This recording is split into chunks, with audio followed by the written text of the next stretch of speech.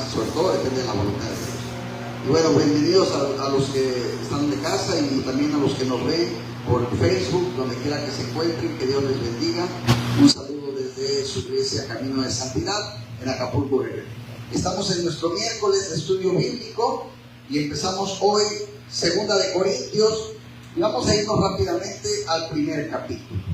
Y este primer capítulo pues es el Dios de todo consuelo.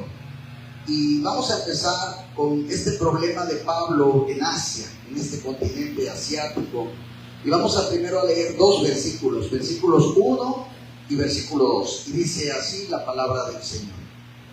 Pablo, apóstol de Jesucristo, por la voluntad de Dios, y el hermano Timoteo, a la iglesia de Dios que está en Corinto, con todos los santos que están en toda Acaya. Gracia y paz a vosotros de Dios, nuestro Padre, y del Señor Jesucristo. Regrésate a Excel, por favor, alumno. Dice, Pablo, apóstol de Jesucristo. La introducción de Pablo, hermanos, de sí mismo, presentándose como un apóstol, es familiar, pero también es necesario. ¿Por qué es necesario que él diga, soy apóstol de Jesucristo? No por vanagloriarse, no por presumir, sino porque los cristianos en Corinto, hermanos, lo veían como poca cosa. Lo veían como, ¿quién es? O sea, ¿tú quién eres para venirnos a enseñar? Entonces dice, soy el apóstol de Jesucristo. ¿Sí? Nada más ni nada menos. Soy mandado por Dios. Entonces no soy cualquier cosa. Y ellos debían reconocer y recordar que al final de cuentas fue gracias a él que el evangelio empezó a llegar a esa ciudad. Pero ya hoy, tiempo después, ya lo ven como alguien que no importa. Por eso él empieza presentándose, Pablo, apóstol de Jesucristo, pero aclara algo. No porque él lo haya dicho, no porque lo hayan nombrado, sino que él dice, por la voluntad de Dios. ¿Sí? Y luego esos puntos, eso habla de un reforzamiento, no es porque yo lo diga, es porque Dios quiso. Pablo no era un apóstol por la decisión de cualquier hombre, hermanos, como lo es hoy en día, en donde malamente todavía a algunos les llaman o los nombran apóstoles, ¿no? ¿Quiénes los nombran apóstoles? Pues la misma iglesia, sus superiores, pero la realidad es que no es así en el caso de Pablo. ¿Sí? No es por su deseo o el deseo de cualquier otro hombre, incluyendo su propio deseo. Pablo era un apóstol por la voluntad de Dios. Aún si los cristianos de Corinto no lo veían como alguien importante en el evangelio, lo tiraban como poca cosa, eso a Pablo no le disminuía como eso, como un apóstol delante del Señor. Y luego dice, con todos los santos, al final, a la iglesia de Dios que están en Corinto, con todos los santos, dice. Es muy llamativo que Pablo llama, hermanos, deliberadamente a todos los corintios cristianos santos. Yo sé que a lo mejor los que estuvieron con nosotros aquí los estudios de la primera carta a los Corintios dirán, ¿cómo le puede decir santos a todos esos que estaban medios raros de su mente, ¿no? Por considerar sus múltiples problemas que abordamos en toda la primera carta a los Corintios, ¿por qué Pablo les dice santos? Bueno, hermanos, muy a menudo utilizamos el término de santos de muchas maneras diferentes. Hoy en día, por ejemplo, no es correcto, pero se le aplica mucho a aquellas personas súper espirituales, ¿no? Es muy santo, se la pasa orando, se la pasa leyendo la Biblia, es muy santo, ¿sí? Pero la realidad es que santos simplemente son aquellos que son apartados por la relación de confianza en Cristo Jesús, ¿sí? Si tú confías en el Señor, si tú le has entregado tu vida al Señor, entras dentro de ese grupo de los santos. Todos los santos que están en toda Acaya, dice. Nos muestra que Pablo quería que sus cartas se compartieran en todas las iglesias, no que se la quedaran para ellos nada más.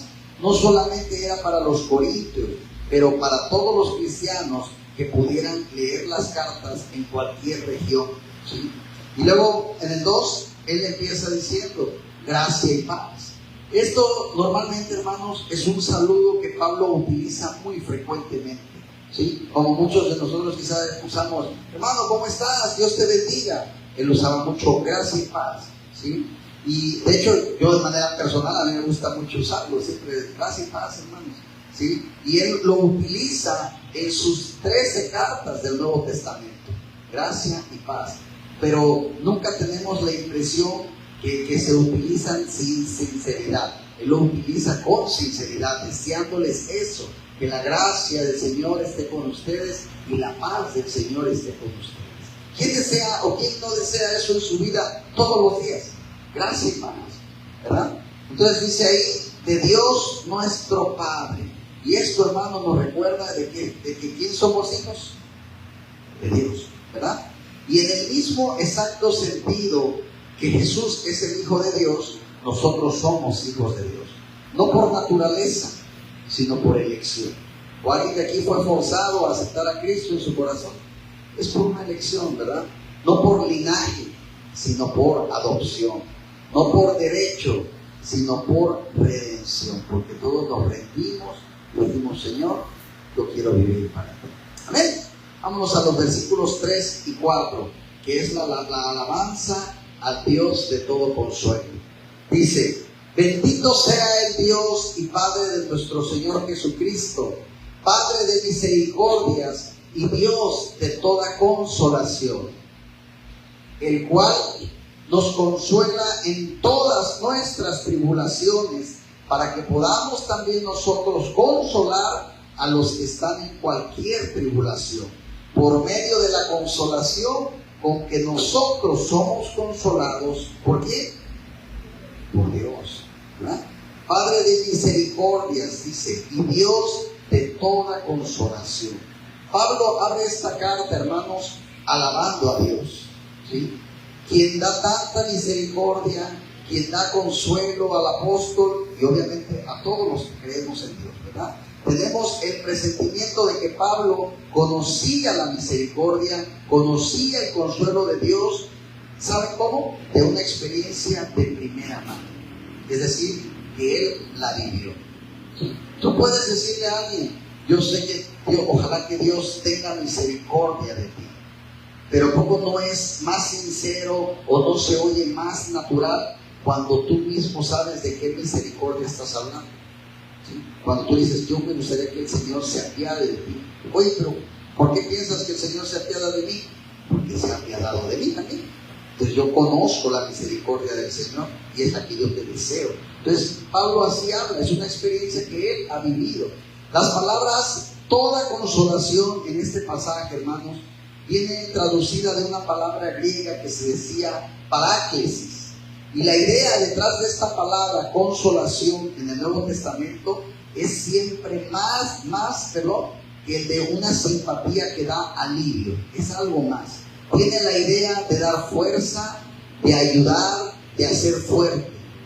La idea detrás de esta palabra es comunicada por la palabra de consolación fortis, el cual también significa valiente, ¿sí? Así que toda consolación es un concepto un poco de todo esto, ¿verdad? De a fuerza, de ayudar, de hacerte fuerte, de que seas valiente ante la situación que estés viviendo.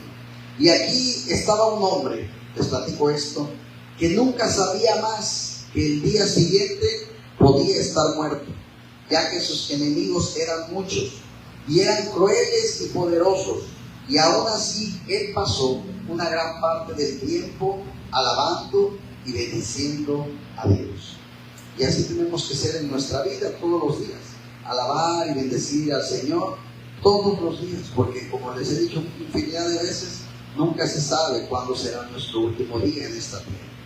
Y luego viene otra parte donde dice Dios de toda consolación. Pablo considera al Padre, ¿qué, hermanos? Un consolador. Cuando nosotros como hijos nos sentimos tristes, con problemas, agraviados, y vamos con papá o con mamá, y cuando papá o mamá te dice, tranquilo, todo va a estar bien, yo te voy a ayudar. ¿Cómo te sientes después? A lo mejor algunos ya no tenemos papá o mamá, pero sí acordamos cuando los teníamos, íbamos con ellos. Sí, se nos pasaba, nos sentíamos más tranquilos. Así que Pablo aquí dice, eres un Dios de toda consolación, tú me consuelas, tú me das ese ánimo. Cuando yo me siento caído, tú me levantas. Dios en cada aspecto de su ser está lleno, hermanos, de consolación, de fuerza y de ayuda hacia nosotros. Yo lo creo. ¿Tú lo crees? Ahora, dice, para que podamos también nosotros, fíjense, esta parte me gusta mucho, dice, para que podamos también nosotros consolar a los que están en cualquier tribulación. Hermanos, un gran propósito del consuelo de Dios es habilitarnos para que en un futuro nosotros podamos ser consuelo para otros. ¿Sí? Si tú nunca te has caído, va a ser muy difícil que aconsejes a alguien que ha caído. ¿Sí? Si tú nunca has pasado por cierta tribulación, no vas a poder aconsejar al hermano o hermana que esté pasando por eso también. ¿Sí?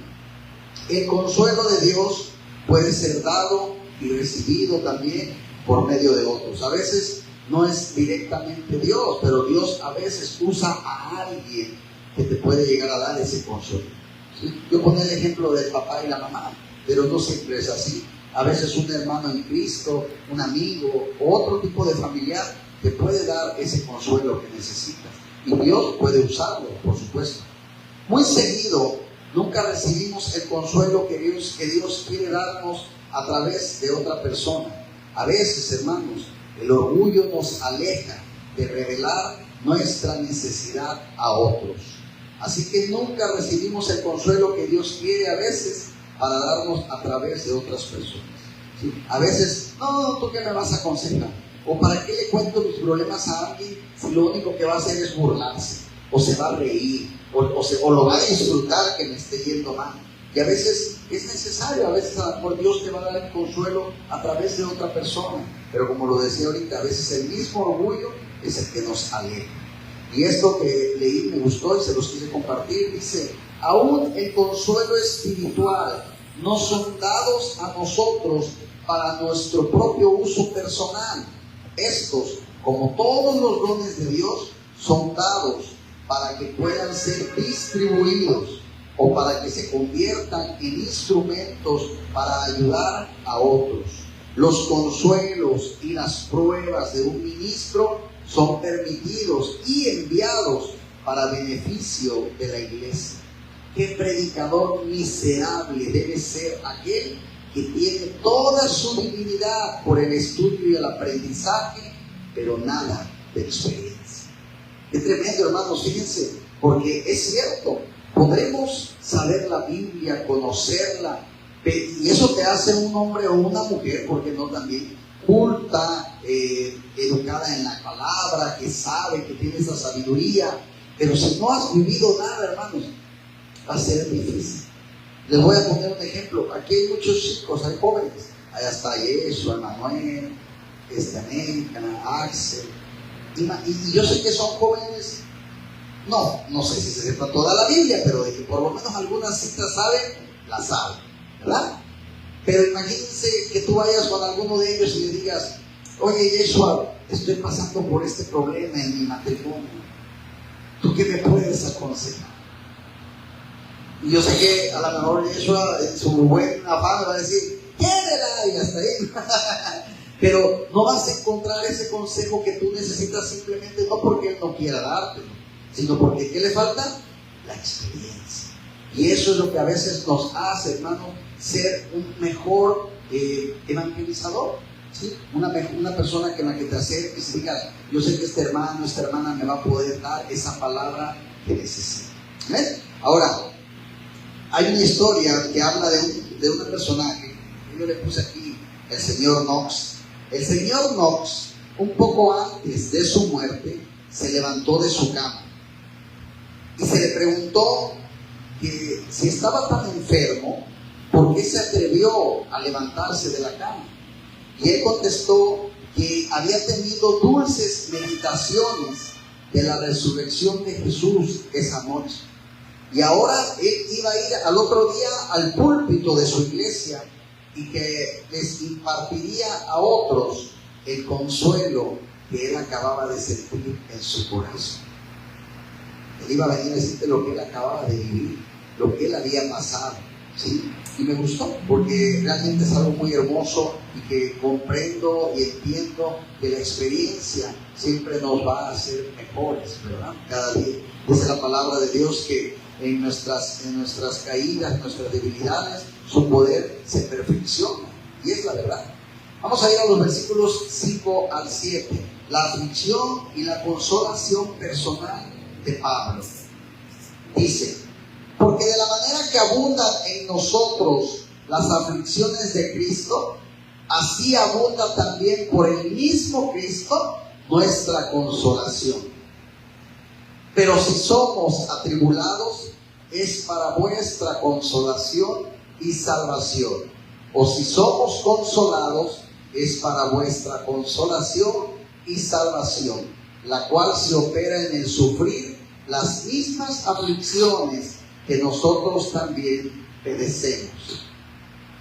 Y vuestra esperanza respecto de vosotros es firme, pues sabemos que así como sois compañeros en las aflicciones, también lo sois en la consolación. ¿Sí? Dice, empieza diciendo: abundan en nosotros las aflicciones de Cristo. Hermanos, Pablo había tenido una vida llena de aflicciones. Muchos ya vimos incluso algunas cosas que él había pasado: encarcelamiento, hambre, muchas cosas pues que nadie le agradaría.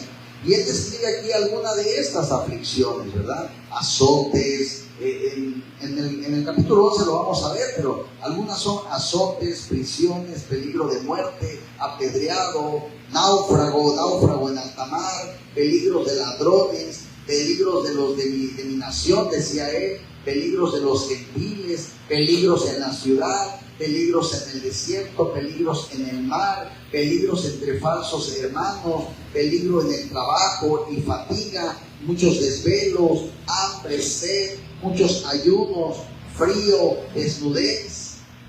Pero él sabía que todos los sufrimientos eran en realidad aflicciones que también Jesús había vivido. Y dice: así abunda también por el mismo Cristo nuestra consolación.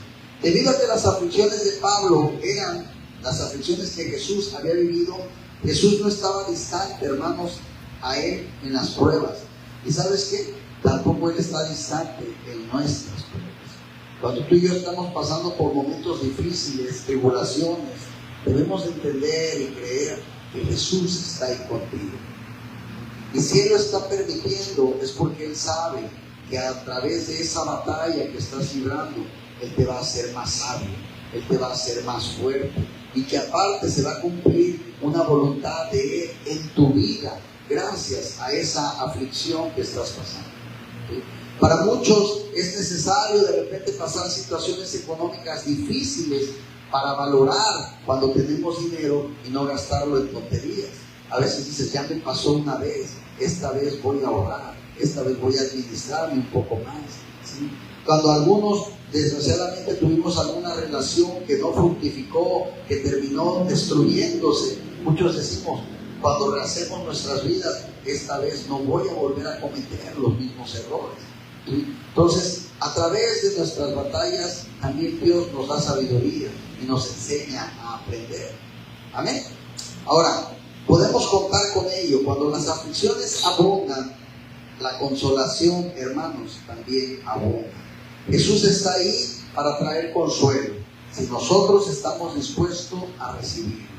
Y esto asume, por supuesto, que nosotros no pasamos aflicción como homicida, como ladrón, como malhechor, o por entrometerse en lo ajeno. Pero si alguno padece como cristiano, no se avergüence, sino glorifique a Dios por ello. Lo dice el libro de Primera de Pedro. Ahora, no es de aflicción. La aflicción que está aquí, Pablo hablando, no hay una tendencia en el dolor en el cual produzca santidad. Es solamente la aflicción cristiana. Esto es una aflicción soportada por Cristo y en una manera cristiana, la cual el apóstol dice que está conectada con salvación, o que tiende a obrar en aquellos que pasan una aflicción, pero para la gloria eterna. Otra parte que dice ahí, abunda también por el mismo Cristo nuestra consolación. Hermanos, Dios puede permitir situaciones en nuestras vidas donde nuestra única consolación se encuentra por el mismo Cristo, ¿sí? A veces, yo sé que suena un poco difícil, pero a veces, hermanos, necesitamos pasar cosas, los seres humanos, para que podamos caer rendidos a Jesús. Hay gente que dices, oye, ya le pasó esto y ni así quiere buscar de Dios.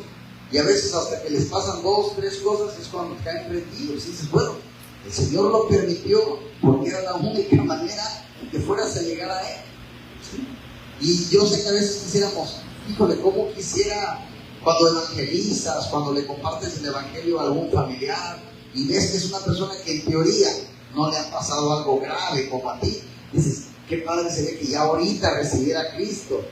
Y a veces no pasa, a veces hasta que ya le pasó algo, ahora sí quiero ir a la iglesia.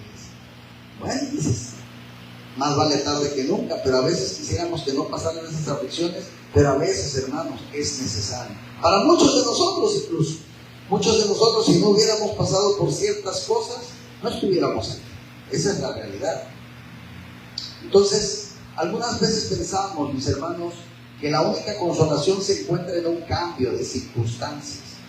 Pero Dios quiere consolarnos a veces justo ahí, en medio de nuestras circunstancias difíciles, y en hacerlo por el mismo Cristo. Esta es la misma idea que Jesús expresó en Juan 16, cuando dijo, ¿se acuerdan de esto? En el mundo tendréis aflicción, pero confiad, yo he vencido al mundo. El Señor no está diciendo que todo va a ser fácil, que todo va a estar bien. Al contrario, muchos cristianos nos toca que al llegar a Cristo, lejos de que las batallas disminuyan, aumentan. ¿Cierto o falso? A algunos nos ha pasado, no digo que a todos los cristianos, pero a muchos les pasa, ¿sí? Y tampoco quiere decir que el ser cristiano va a evitar que tengamos problemas, ¿sí? Muchas iglesias eso se predica. Ven a Cristo y empezarás a estar libre de problemas. Empezarás a estar libre de deudas, por ejemplo, lo usan mucho, manejan mucho el dinero, la economía, ¿verdad? Estarás libre de deudas, tendrás trabajo, tu salud mejorará.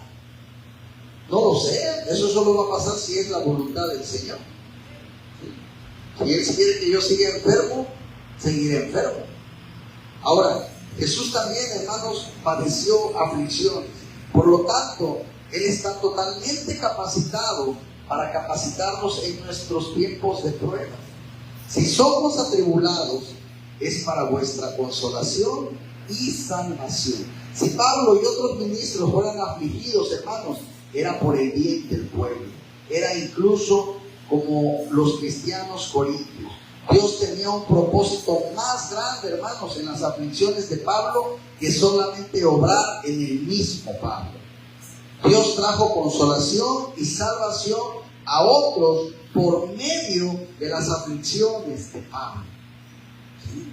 Y te puedo asegurar que muchos de nosotros hemos vivido situaciones difíciles, aflicciones, para que a través de esas aflicciones, en un futuro, tú puedas ser de bendición para alguien. Te pongo un ejemplo. Si un matrimonio pasa por una situación difícil, no sé, para un matrimonio puede haber muchos tipos de situaciones difíciles, pero voy a decir, no sé, economía, infidelidad, golpes, violencia. Y este matrimonio decide buscar a Dios. Ese matrimonio que estaba a punto de quebrarse, se reestructura. Es más, mucho mejor que como estaba antes. Vivió algo difícil, Dios lo permitió, pero ahora, por ejemplo, si a ese matrimonio llega una pareja joven y le dice, oye hermana, me gustaría hablar con usted, dice que me está pasando algo en mi matrimonio. Escogió a las personas más capacitadas para poderlas aconsejar. Entonces dices tú, ahora entiendo por qué antes tuve que vivir esto, porque gracias a eso hoy puedo ser de bendición para ellos. ¿Sí? Y eso pasa. Por eso Dios permite nuestras situaciones. ¿Sí? Por eso Dios permite a veces sanar a alguien de cáncer, para que vaya y le diga a otro que tiene cáncer, Dios te puede sanar, conmigo lo hizo. Si un matrimonio es reestructurado, tu matrimonio se puede restaurar. Si la relación padres-hijos está desgastada, su relación se puede restaurar, ¿sí? Pero por eso Dios permite nuestras aflicciones. ¿Cuántos lo creen? Yo lo creo. Amén. Entonces, si somos atribulados, es para nuestra consolación. Amén. Bueno,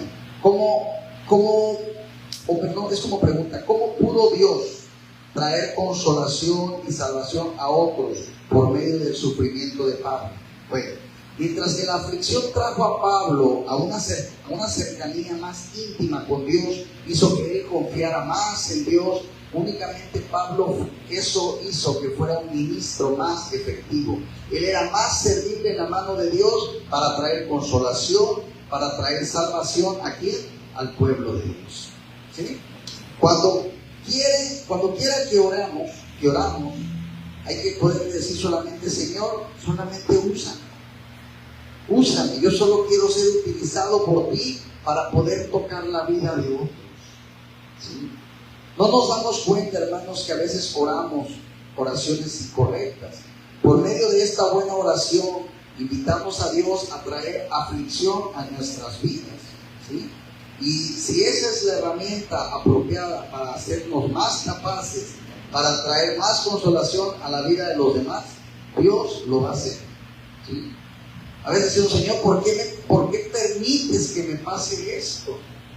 Y el Señor te va a decir: lo estoy permitiendo porque a la larga eso te va a servir para poder ser de bendición para otros.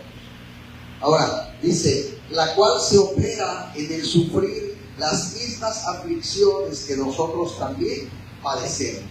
La consolación y la salvación, hermanos, para los cristianos en Corintio, recibida por la aflicción de Pablo, estaba obrando en ellos, haciéndoles capaces de soportar quizás las mismas o peores aún aflicciones que Pablo, y por qué no también los otros apóstoles, pudieron soportar en algún momento.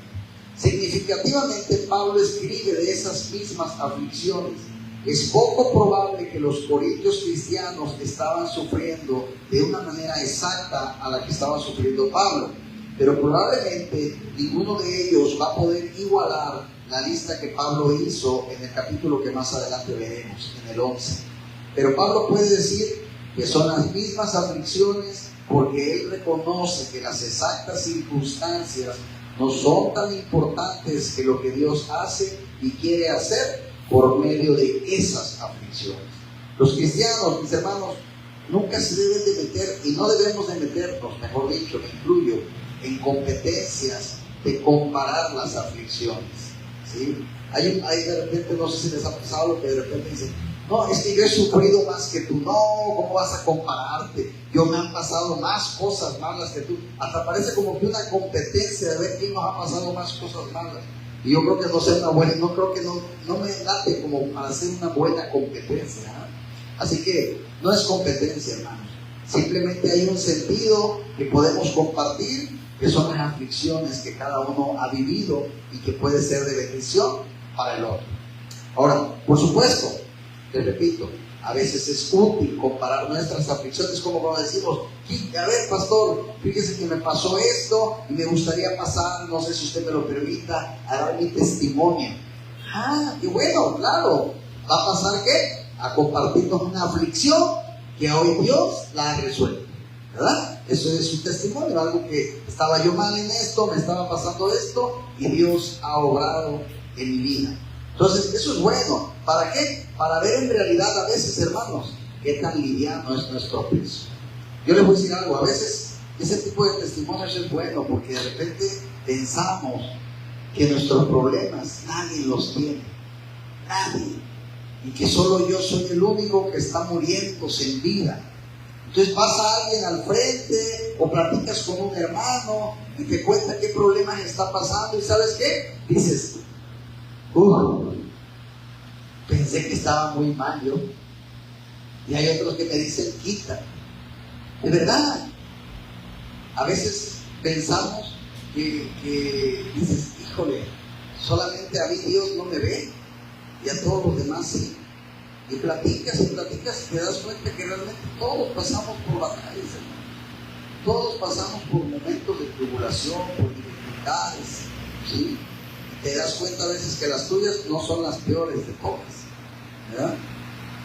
Y es fácil para nosotros, hermanos, el pensar muchas veces que nuestros pequeños problemas muchas veces los vemos más grandes de lo que realmente son. De verdad, a veces yo mismo me ha pasado.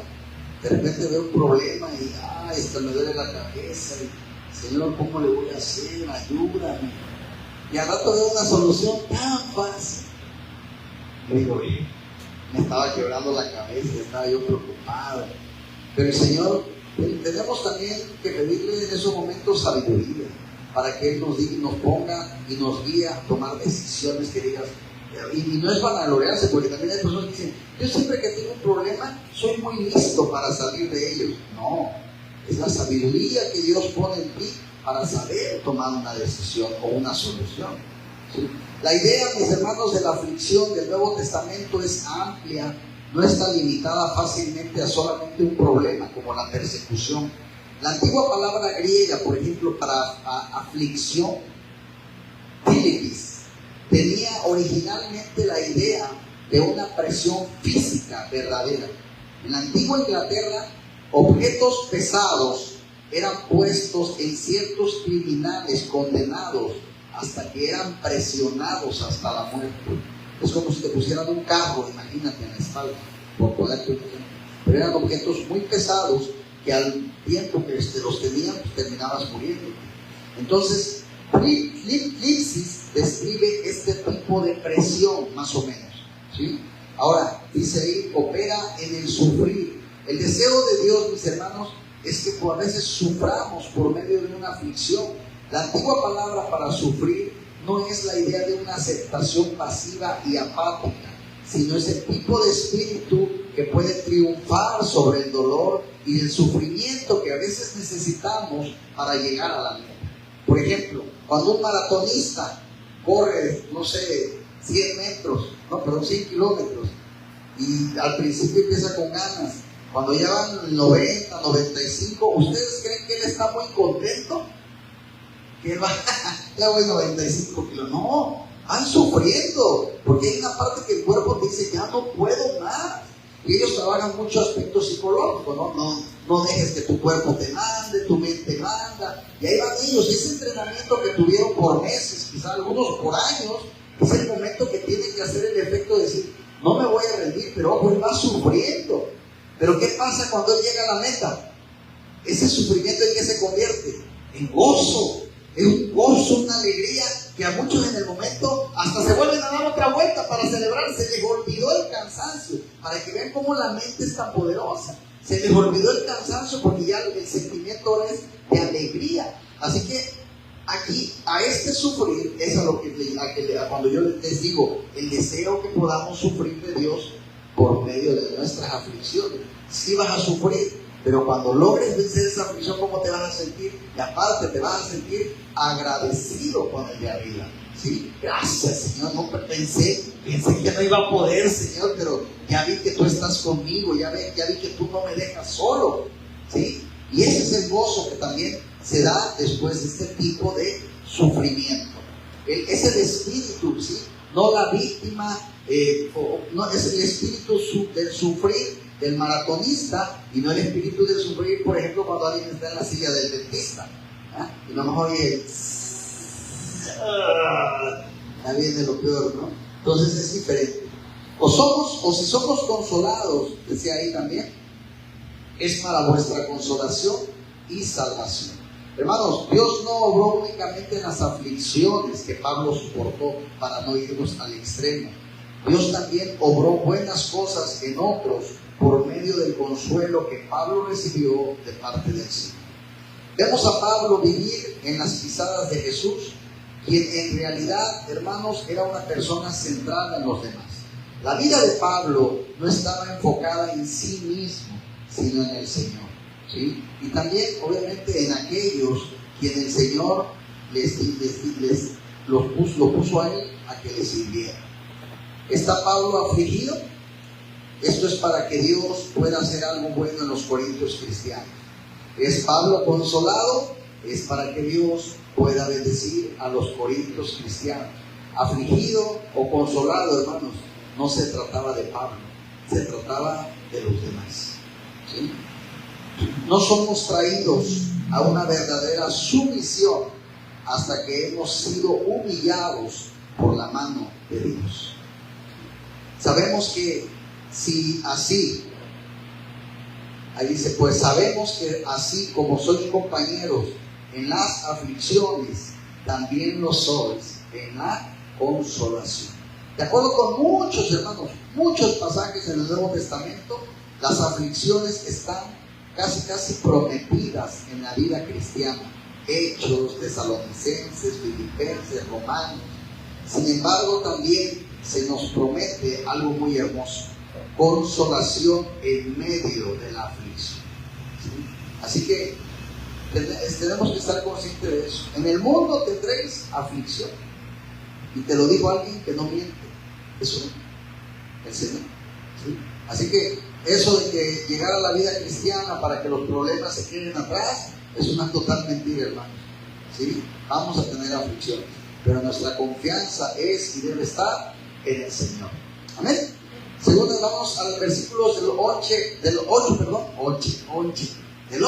al 11. La tribulación desesperada de Pablo, del 8 al 11. Me equivoqué, puedo equivocarme. Porque, hermanos, no queremos que ignoréis acerca de nuestra tribulación que nos sobrevino en Asia, pues fuimos abrumados sobremanera más allá de nuestras fuerzas, de tal modo que aún perdimos la esperanza de conservar la vida. Pero tuvimos en nosotros mismos sentencia de muerte, para que no confiásemos en nosotros mismos, sino en Dios que resucita a los muertos, el cual nos libró y nos libra, y en quien esperamos que aún nos librará de tan gran muerte, cooperando también vosotros a favor nuestro con la oración, para que por muchas personas sean dadas gracias a favor nuestro por el don concedido a nosotros por medio de muchos. Hermanos, nuestra tribulación que nos sobrevino en Asia, no sabemos realmente cuál fue la naturaleza de esta tribulación. Quizá algún tipo de persecución, quizá alguna aflicción física que se agravó por la obra de Pablo, que andaba caminando largas distancias. Pero al menos hay 5 sugerencias para esta tribulación. Primera de Corintios nos habla de pelear con bestias salvajes. Segunda de Corintios nos habla de sufrir 39 latigazos después de ser traído a la corte de los judíos. Hechos nos habla de un alboroto en Éfeso. Hechos de Corintios nos habla de una persecución particular poco antes de que Pablo dejara Troas. Y el último, un mal físico recurrente, es decir, el cuerpo de Pablo fue desgastándose hasta tener ya enfermedades. Dice después, fuimos abrumados sobremanera más allá de nuestras fuerzas, de tal modo que aún perdimos la esperanza de conservar la vida. Imagínense eso, hermanos. Perdimos la esperanza de conservar la vida. Por ahí dicen algunos, lo último que debes de perder es la esperanza. Pablo ya no tenía ni esperanza. Hubo momentos en que Pablo decía, ya vamos a morir. Vamos a morir, en cualquier momento vamos a morir. Sea cual fuera el problema, mis hermanos, es un problema grave, ¿sí? Debido a este problema, Pablo vivió con la noción de que él podría morir en cualquier momento.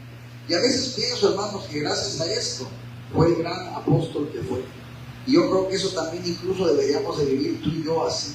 ¿Sabes por qué? Porque si tú estás seguro que vas a morir en 10 años, dices, ay, mañana no hago esto, mañana no hago el otro, mañana falto al servicio, mañana no leo la prédica, mañana no estudio la Biblia, hoy no oro mañana. Pero ¿qué pasaría, hermanos, si te dijera que te vas a morir mañana? Te vas a poner a orar como loco, te lo puedo asegurar.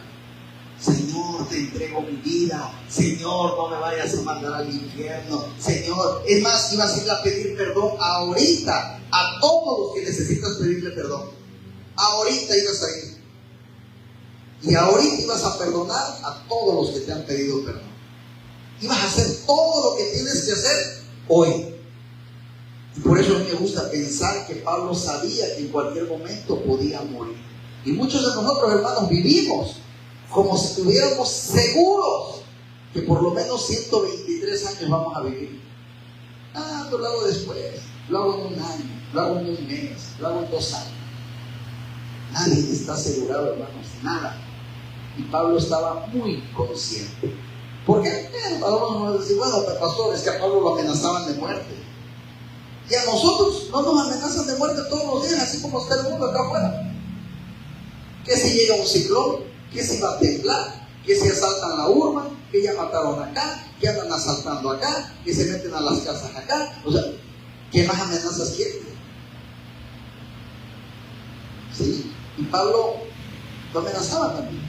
Y muchos sienten que el problema de Pablo era la persecución, pero la idea de una enfermedad física, vuelvo a repetir, recurrente, tampoco es una mala elección. En aquellos días los judíos se podían referir a enfermedad como muerte y a la sanidad como el regresar a la vida. Estoy en la muerte, es decir, estoy enfermo. La alegría es que he regresado a la vida. No es que estaban muertos y resucitaron, era que se sanaron. Se ocupaba mucho de ese término. Entonces, el uso del tiempo presente en Corintio implica que el problema aún estaba con Pablo, hermanos, cuando él estuvo escribiendo esta carta. No sé, les repito, si era el problema de enfermedad o se refería a la persecución. Esto hace más probable, aunque no certero, que el problema quizás sí era una enfermedad grave. En nosotros mismos nos habla que la sentencia de muerte, hermanos, de Pablo era algo que él sentía dentro de sí mismo, no algo que una corte de ley hubiera impuesto, una ley o algún rey, algún juez. No, era algo que él sentía. Luego dice, que no confiásemos en nosotros mismos, sino en Dios que resucita a los muertos. Aun cuando la resurrección, mis hermanos, es un evento futuro, hay un sentido en donde la realidad y el poder de la resurrección toca cada día al cristiano afligido. Dice Filipenses, como sabemos, el poder de su resurrección y la participación de sus padecimientos. ¿Verdad? Luego también decía lo que leímos, el cual nos libró y nos libra, en quien esperamos que aún nos librará. Hermanos, Pablo sabía que la obra de Dios en nuestras vidas sucede en 3 tiempos diferentes del verbo. ¿Quién sabe cuáles son esos 3 tiempos en los que Dios obra? Dios obra en nosotros en el pasado, en el presente y en el futuro. Así de fácil. Cooperando también vosotros a favor nuestro con la oración. Hermanos, aquel que diga que la oración no es algo tan grande que puedes hacer por mí, se equivoca. Por eso es importante que oremos unos por otros. Pablo conocía el valor de la oración, el valor de la intercesión, y no se avergonzaba de pedirle a los corintios, a pesar de sus problemas espirituales, que él sabía que tenían, que oraran por él. Es como si yo les dijera, no, yo no les voy a pedir a ustedes que oren por mí, porque ustedes espiritualmente andan bien mal. No, esa es otra cosa. ¿Sí? Los corintios cristianos estaban en realidad cooperando con Pablo, porque aparte de todo lo que hemos dicho, pues independientemente sí hacían eso, sí oraban por él. Pablo sabía que la bendición en el ministerio era concedido a nosotros por medio de muchos. Esto es, por medio de la oración de muchos cristianos. A menudo pensamos, hermanos, de las grandes cosas que Dios hizo por medio de Pablo y le admiramos correctamente como un hombre de Dios. Pensamos incluso en todas aquellas personas que oraron por él. Pablo les dio crédito a esas personas que oraban con mucho de su efectividad en el ministerio. Aún un apóstol, hermanos, sentía que la oración de la iglesia era necesaria para su consuelo, para su apoyo. qué bendiciones tan innumerables atraen las oraciones de los seguidores de Dios hacia aquellos que son el objeto de sus oraciones. Y cuando él se refiere a personas, dice ahí, con la oración para que muchas personas sean dadas gracias, ¿sí? Personas es literalmente rostros. La idea es de rostros que volteaban hacia arriba en oración. La actitud de oración de los cristianos primitivos, de los judíos, era aquella de estar de pie, con los ojos vueltos al cielo y con los brazos extendidos. Así que Pablo, hermanos, va a seguir defendiendo su ministerio. Yo creo que hoy vamos a dejarme hasta aquí para poder partir exactamente a la mitad del capítulo y podamos seguir leyéndolo la semana que viene a partir del versículo 12. Hoy nos quedamos hasta el versículo 11, son 24 versículos en total, así que la semana que viene empezaremos aquí a partir del versículo 12. Yo de verdad creo que es un tema bastante edificante, hermanos, y yo espero que lo esté siendo para ustedes también, que juntos podamos ir aprendiendo de lo que el Señor quiere hablar a nuestras vidas. Amén. Vamos a ver. Padre, te damos gracias, Señor. Gracias, Padre, por estos versículos que estamos estudiando de esta segunda carta a los Corintios, Padre. Sé tú, Padre, guiándonos, mostrándonos, Señor, en lo que debemos de cambiar y mejorar para ser cada día mejores hijos tuyos. Sabemos, Padre, que no es por obras ni por lo que podamos ser, Señor, porque tú ya has hecho todo por esa gracia inmerecida que decidiste darnos. Señor, gracias te damos por permitirnos estar aquí.